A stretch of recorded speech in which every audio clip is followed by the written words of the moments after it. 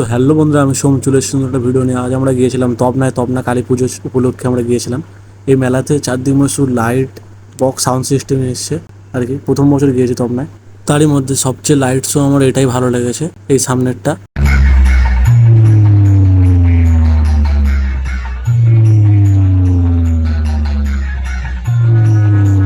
তো আমরা আস্তে আস্তে মন্দিরের দিকে এগিয়ে গেলাম। মন্দির থেকে প্রচুরই ভিড় ছিল এই দিকটা, আর চারিদিকে যে লাইট শো হচ্ছে জাস্ট তোমরা না আসলে দেখতে পাবে না এখানটায়। তো তপনার এই কালী পুজো বহুত বড় বিখ্যাত ঠাকুর, ঠাকুর ওঠে রক্ষা কালী পুজো। তো এখানটা আমরা যখন গিয়েছিলাম ঠাকুর আসেনি, এখানে ব্রহ্মা ঠাকুর আছে।